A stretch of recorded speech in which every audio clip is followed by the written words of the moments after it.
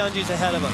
Yep. And since he doesn't see Dungey anywhere in this group ahead of him, I'm pretty sure he can assume that, well, I better limit some damage here. So, yeah, looking at an overall win and stuff like that right now is like, forget about it. Hey, there's our 450 class winner, Mike Alessi, trying to figure out who was cheering for. Brock Tickler. You know what, Mike's just a super motocross fan. He just might be cheering his battle. Yeah, it's just fun to watch. He just loves motocross. He's still in his gear. He's probably going to do some motos after this and then maybe run back to the hotel. I wouldn't be surprised. Yeah, carry the bike back to the pits. They're off the side of that jump we saw in the 450 class, and now same thing at 250. They're using every inch of this racetrack and more. Nice move by Porcel. And you notice every time he makes the pass, no chance of contact with any of these riders. Picking his way through, very intelligent. He keeps it pretty clean. And coming out of that corner, he gets almost over that double jump right there, which was designed so you can't completely do it. You got to use some body English and finesse to get over that fast, but he clears it pretty good. All right, that's Porcel. Remember, Trey Kennard leading this thing. Ryan Dungey beginning to bear down on him, and this is going to be a knockdown, drag-out battle because Kennard finished third in Moto 1, Dungey finished second in Moto 1. So basically, whoever finishes in front of each other in Moto 2 is going to win the overall. So everything is on the line here. Kennard sprinted early. Dungey had to work his way through traffic the last couple of laps, though. Dungey has started to close. And you see the countdown clock at the top of the screen. We are only 10 minutes into a 30-minute plus 2-lap moto, so plenty of time for Dungey to go to work. And we've seen him in this position earlier in the year. He will wait a few laps and study instead of forcing the issue. Well, you know what? At this point, you hit the nail on the head. It's going to be a fight. These guys are both plenty motivated.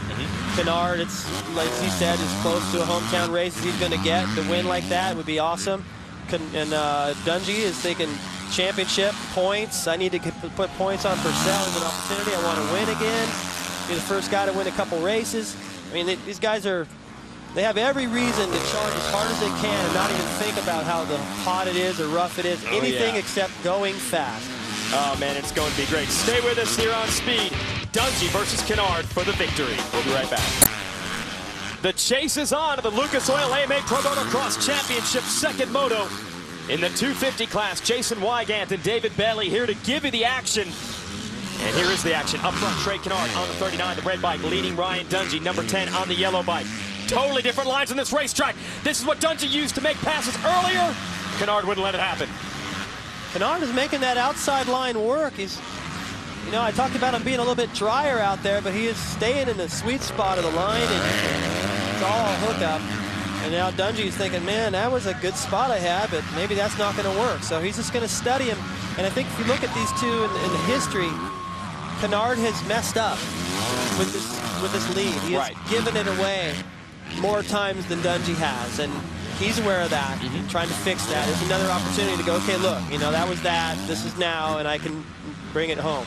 Dungey's going, hey, man, just thinking what I was just thinking. That guy messes up sometimes, but he's not going to do that unless Dungey can stay all over him and really make him nervous. Kennard, a second-year pro. Dungey, a third-year pro. It's hard to believe that Dungey, at 19 years old, is considered a veteran of this 250 class, but that's how young and fast the talent out here is. So, yeah, Dungey, who has won 4 races in his career, Kennard has not won one yet. So, as far as pressure goes, Dungey has been there and done it. Kennard is still trying to learn how to seal the deal, but he's done a good job, actually. Dungey was a little bit closer in the section the last time around. Now that Dungey's gotten to him, we've only seen one real attempt at a pass, but look at the clock at the top of the screen. We're not even at the halfway point of this race. Yeah, I don't want to climb all over Kennard acting like he hasn't done it. I mean, he sealed the deal against Villopoto in a light class, but that was a little while back. And lately, he's had a few times where he could have won races and coughed it up. So that's just running through my head right now as I watch this battle, and Kennard is starting to feel this pressure right now. Dungey is all over. Well, I think further in the defense of Kennard, the reason that's happened a few times is he will fight you for it. If he has to ride out of his comfort zone, if he has to push the pace to try to maintain that lead and win the race, he'll do it. Sometimes that leads to mistakes, but it's better than just waving the guy around. He is a gamer, and it's a game right now because Dungey's caught him just as quickly as he did. You thought he'd go right by him. Hasn't happened. They're coming to that spot. They reversed it. Dungey goes wide. Dungey goes wide. Kennard tries to cover the inside. Whose line's going to work? Kennard makes sure to put the bike in front of Dungey. That was, you know, it was a gamble. It's interesting from Dungey to go, you know what, I'm just going to go wide this time to see what happens there. And, you know, partly it was Kennard aimed at a little bit different spot, so, you know, Dungey had to make a decision.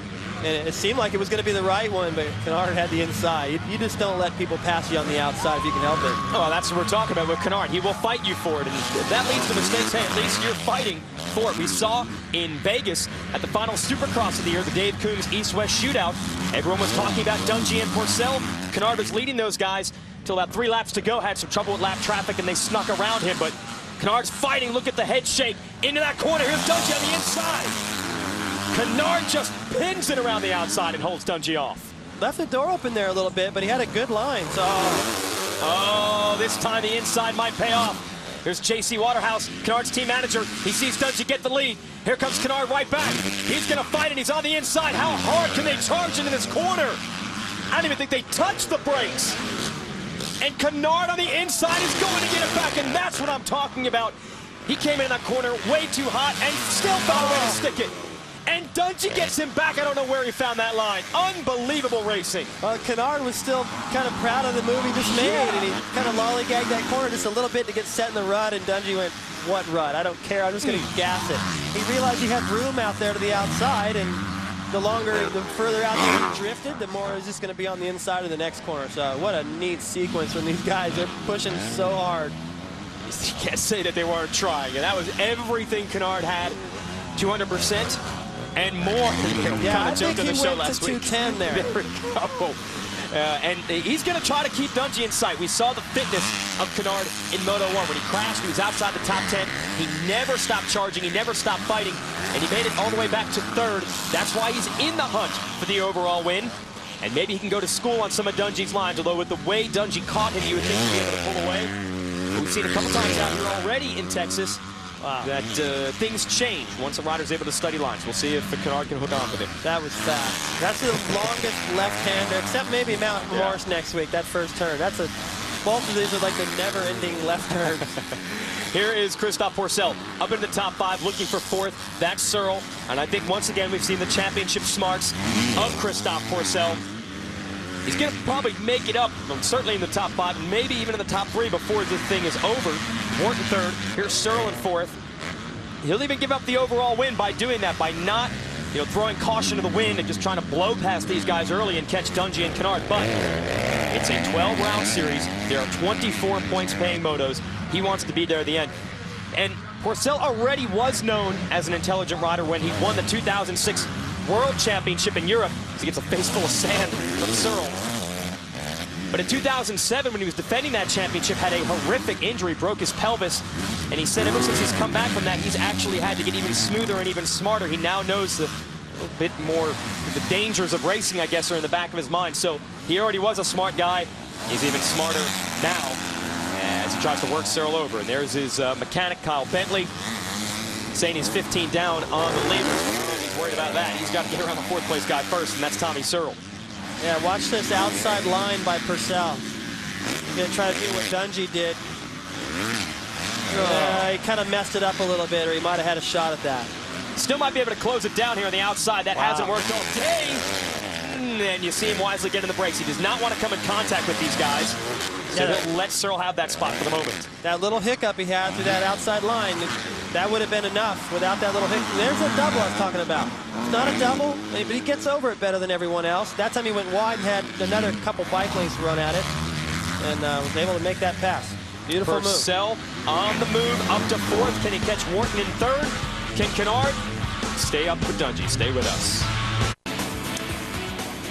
This Thursday, Wrecked is all new. When a winter storm wreaks havoc on Chicago, O'Hare is left to clean up the carnage and put their own lives on the line. Wrecked, Life in the Crash Lane. Catch all new back-to-back episodes beginning at 10 Eastern, exclusively on Speed. Welcome back. Lucas Oil AMA Pro Motocross Championships, part of Ally, the Alliance of Action Sports.